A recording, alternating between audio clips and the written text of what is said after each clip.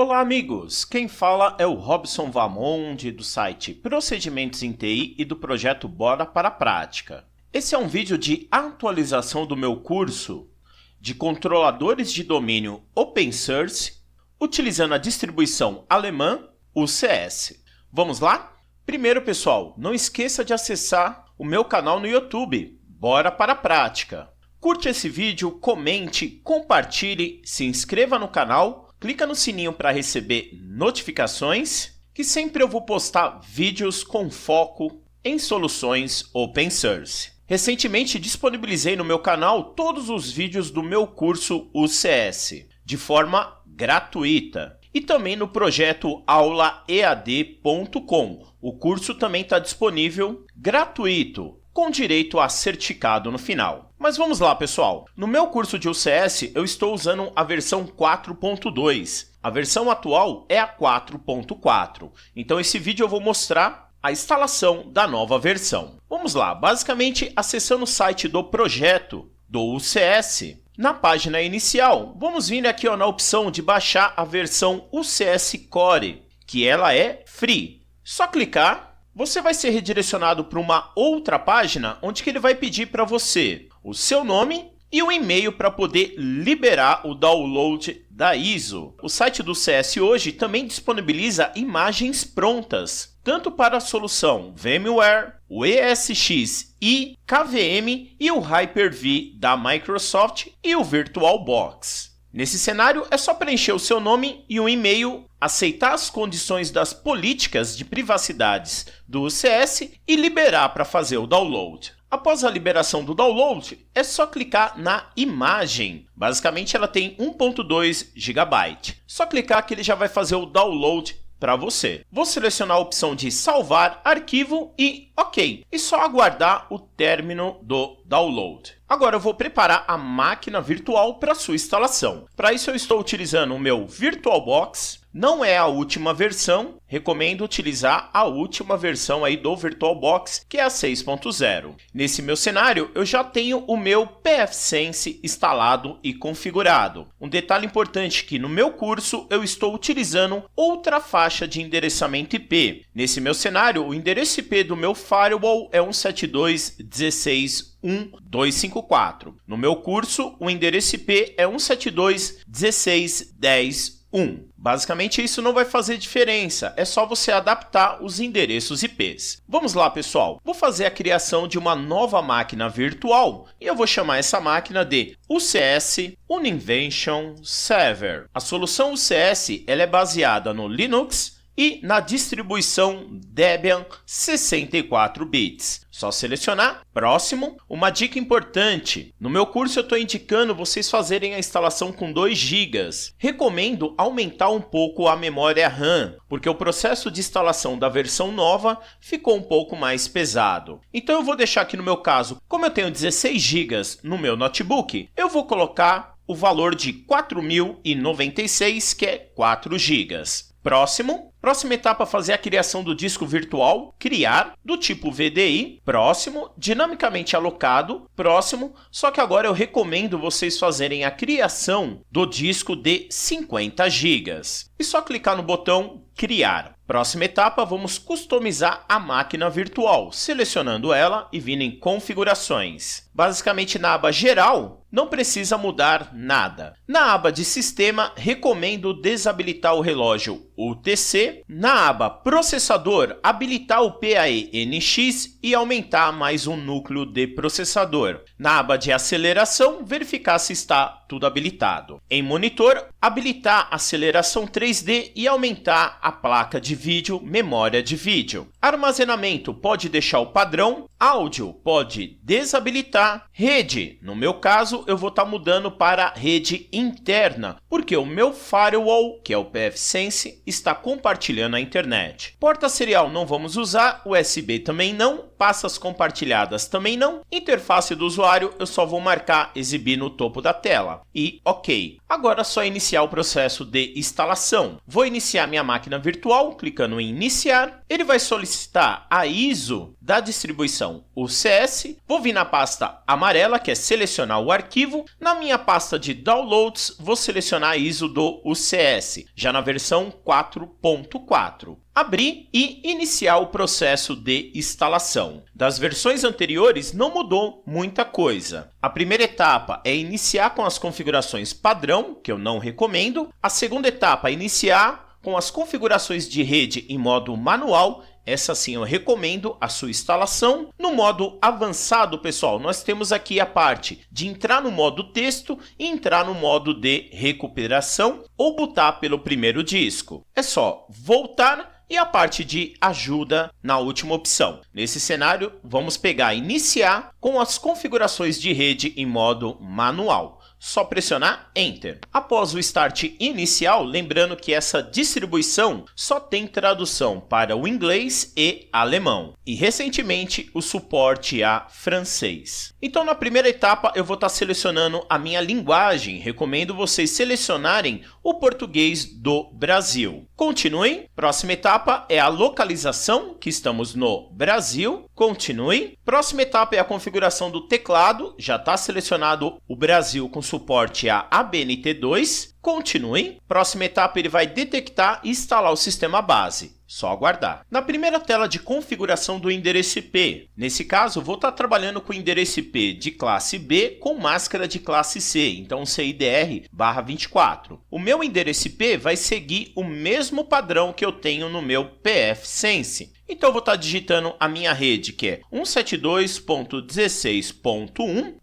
E o endereço IP desse servidor vai ser o 10, com a máscara /24. Só clicar em Continue. Próxima etapa, ele vai falar qual é o seu gateway. No meu caso, o meu gateway, o final é o 254. Continue. Outra etapa, ele vai falar os endereços IPs dos servidores DNS. O primeiro endereço IP, pessoal, sempre aponta para o seu servidor, que nesse caso é o endereço IP 172.16.1.10, espaço. O segundo endereço IP você já pode estar apontando para o seu firewall, que no caso do pfSense ele já tem um servidor de DNS dentro dele. Então é só digitar o endereço IP 172.16.1, no meu caso 254, espaço, e você pode colocar o terceiro servidor de DNS. Nesse caso eu vou estar indicando os servidores de DNS do Google. Então é só digitar 8.8.8.8 e continue. Próxima etapa é a senha do usuário root, que você vai utilizar para administrar o servidor em modo Bash Shell. Essa senha também vai ser utilizada para o usuário administrator, que você vai acessar via web e também administrar o seu controlador de domínio. Nesse caso, vou colocar a senha PTI@2019. Posso mostrar a senha aqui e repetir ela novamente, PTI@2019. E continue. Próxima etapa, ele vai fazer as configurações de data e hora regional. Só aguardar. No meu cenário, pessoal, eu estou em São Paulo, então vou estar localizando aqui na penúltima linha São Paulo. Continue. Agora começa a parte de particionamento. Nesse vídeo, eu vou estar utilizando o modo guiado em configurações utilizando o LVM, que são os volumes lógicos. A grande vantagem do LVM é que eu consigo mudar as minhas partições e adicionar novos discos. Então vou estar selecionando a segunda opção. Uma dica importante, se você tem servidores de produção, muitas vezes recomendo fazer todo o particionamento de forma manual. Vou clicar em Continue, vou selecionar o meu disco de 50 GB,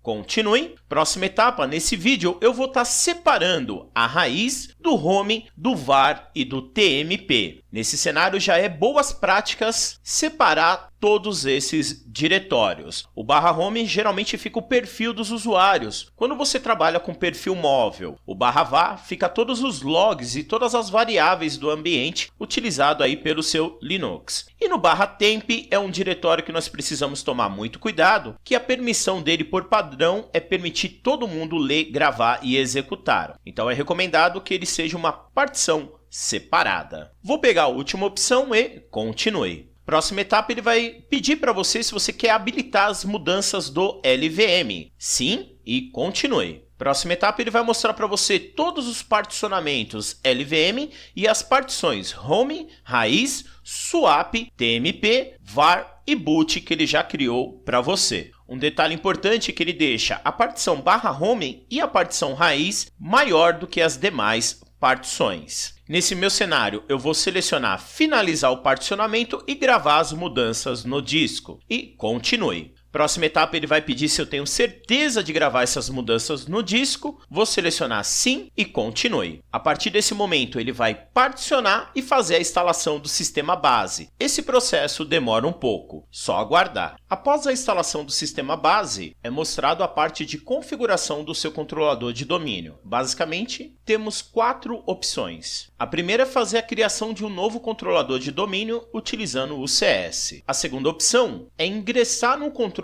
de domínio utilizando o UCS. Devo fazer um vídeo em breve utilizando essa opção. A próxima é ingressar no controlador de domínio já utilizando o Microsoft Windows. Também devo fazer em breve um vídeo dessa opção. E a última opção é não ingressar em nenhum controlador de domínio. Você trabalhar com uma máquina standalone. No nosso caso, vou pegar a primeira opção e Next. Próxima etapa é a informação da conta. Aqui você pode colocar o nome da sua organização. No meu caso, eu vou colocar Bora para Prática. Outra coisa importante é você colocar um e-mail válido. Através desse e-mail que você vai receber a licença do seu servidor UCS para trabalhar e ativar com a versão Core Free. Então digita um e-mail válido para você receber a sua licença. E só clicar em Next. Próxima etapa muito importante é o nome FQDN do seu servidor, que é através desse nome que ele vai criar a base de dados do LDAP, que é a principal para o seu controlador de domínio. Então, no meu caso, o nome do meu servidor, vou selecionar tudo aqui, vou chamar de PTI SPO01 DC01.pti.intra. Nesse caso, PTI significa procedimentos em TI,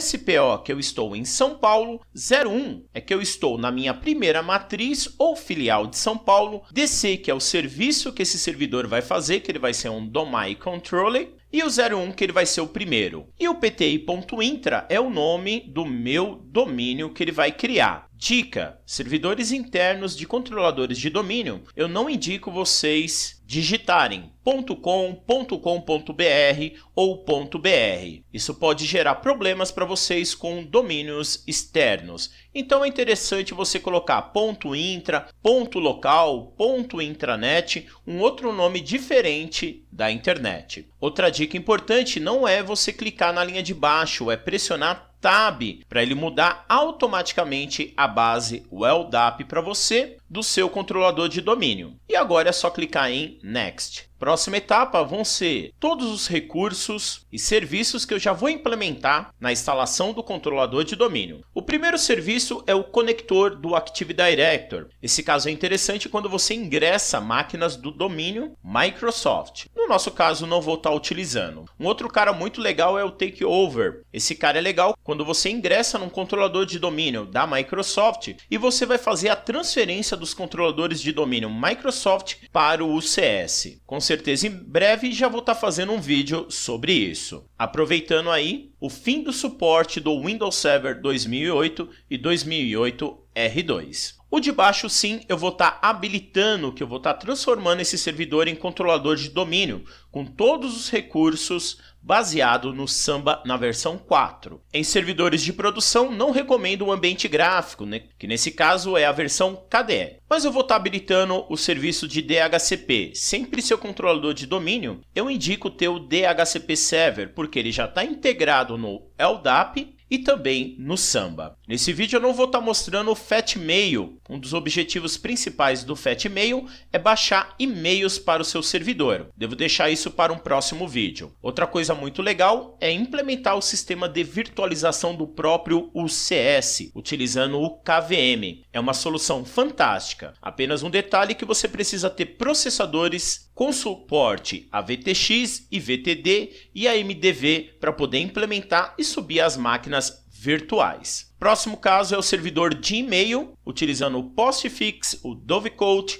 e montando toda a estrutura de SMTP, POP e IMAP. Lembrando que o CS tem suporte ao Zimbra, que é um ótimo servidor de e-mail. Parte de Nagios eu não vou estar implementando nesse vídeo, pois já tem um vídeo instalando o suporte ao NetData ou NetData, caso vocês queiram, que eu recomendo, que é melhor do que o Nagios. Lembrando que tem o Zabbix, que é uma solução fantástica para monitoramento de servidor. O próximo caso é o servidor que é o PrintServer Cups, esse sim, para gerenciar todas as impressoras de rede. E o suporte ao Picota, onde que você pode determinar cotas de impressão e bilhetagem. Uma coisa interessante é que a versão do UCS eu posso implementar também o software PaperCut, que eu devo estar mostrando em um outro vídeo. Não vou habilitar a opção de Prox e Sever utilizando o Squid, porque o nosso pfSense faz essa função e eu recomendo utilizar essa distribuição. Radios já é um serviço muito legal, principalmente para a autenticação aí de switches, access point e todo esse controle. Com certeza isso fica para um próximo vídeo. Um outro modo muito legal é a parte de serviços. Na parte de serviço você pode solicitar a alteração e a mudança de senhas online e a recuperação também por e-mail.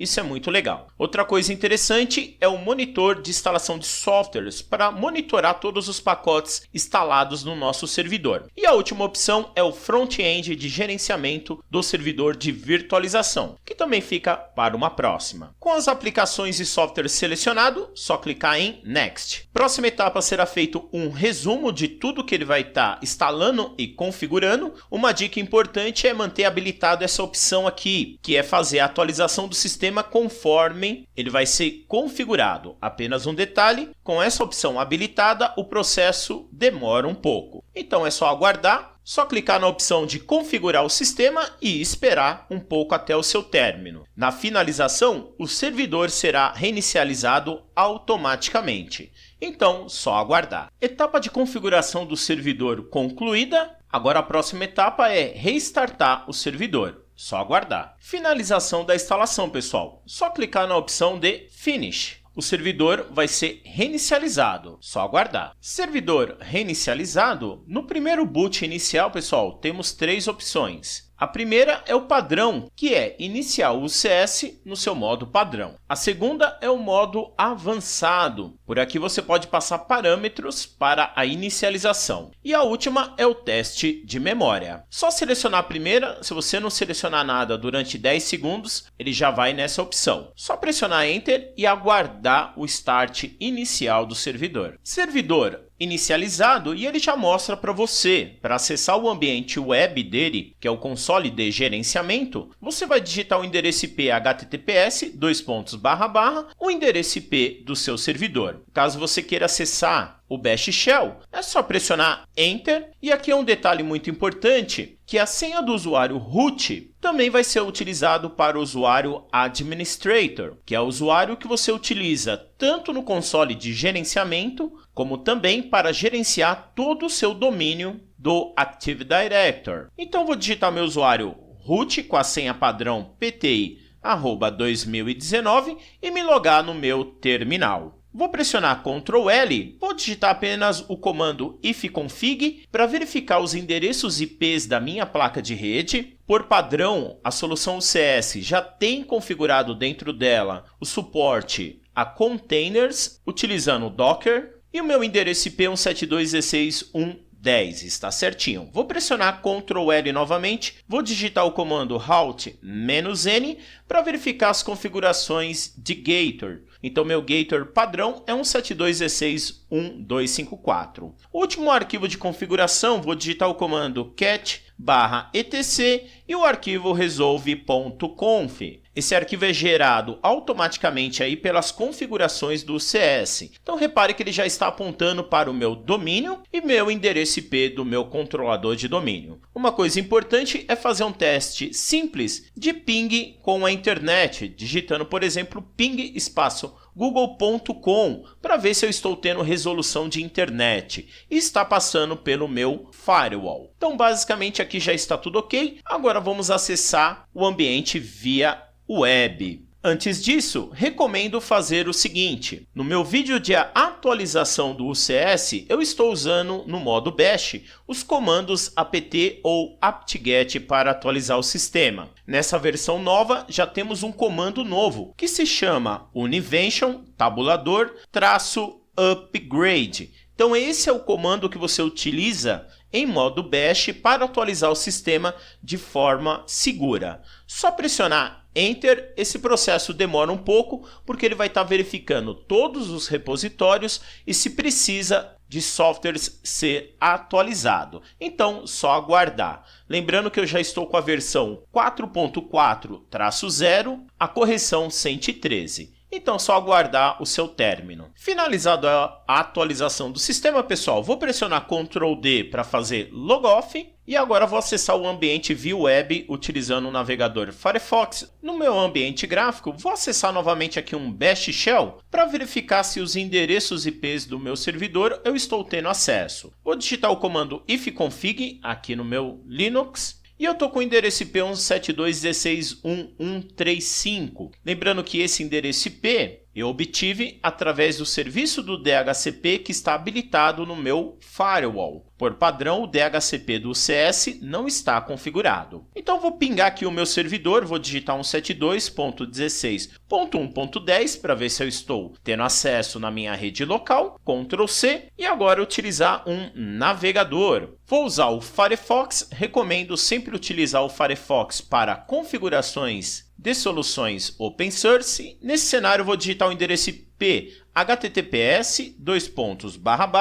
o endereço IP do meu servidor 172.16.1.10. Só pressionar Enter, ele vai reclamar do certificado, só vir em avançado, adicionar exceção e confirmar a exceção. Já temos acesso ao ambiente de gerenciamento de console. Nesse ambiente não mudou muita coisa. Nos meus vídeos eu estou mostrando vários detalhes da utilização do sistema. Então o mais importante é vir aqui na parte de configurações do sistema e do controlador de domínio. Só acessar. Um detalhe importante, pessoal, onde tem essa mensagem logar em no seu domínio, o seu domínio tem que aparecer aqui em cima, pessoal. Caso não apareça, você teve alguma falha na instalação do seu domínio. O usuário que nós vamos utilizar é o administrator com a senha que nós utilizamos no momento da instalação e só se logar. Acessando o ambiente, ele vai falar que seja bem-vindo ao gerenciamento do UCS. Vou falar que eu estou satisfeito, pegar a primeira opção, Next. Vou habilitar as opções de estatísticas, ele não vai mandar nenhuma informação confidencial, Next. Próxima etapa é se você recebeu por e-mail a ativação da licença. Caso você ainda não tenha recebido, é só digitar o e-mail novamente. No meu caso, eu vou colocar Next e Finish para concluir. No novo ambiente de gerenciamento do CS não mudou muita coisa, pessoal. Apenas correções e também disponibilizou novos softwares. Então o ambiente continua o mesmo. Tanto na parte de usuários, a única novidade que nós temos agora é a parte dos contatos. Na parte de dispositivos continua ainda a mesma coisa. Controladores de domínio. Agora eu tenho a parte de configuração do portal e as demais configurações manteve o mesmo padrão. Na parte de sistemas, eu posso trabalhar a parte de registros também. Na parte de software, na versão 4.4, vários softwares novos estão disponíveis e softwares instalados foi todos que nós instalamos. Um detalhe importante é vir aqui na opção, no menu de opções e na parte de licença. Caso você ainda não tenha recebido a licença, eu recomendo fazer a ativação do UCS, clicando nessa opção e digitando novamente o seu e-mail. e depois clicando em enviar licença. Você deve receber no seu e-mail um arquivo chamado com extensão .license. No meu caso, acabei de receber aqui, o próprio arquivo. O importante é que no final você salva esse arquivo no seu computador, vou estar salvando ele, e voltando novamente na opção e fazer o upload do arquivo de licença. Só selecionar o seu arquivo de licença, abrir, que ele já vai fazer a importação. E finish. A partir desse momento você já pode utilizar todos os recursos do UCS. Pessoal, espero que vocês tenham gostado dessa videoaula e nunca esqueça do meu lema, bora para a prática. Sucesso sempre. Abraço!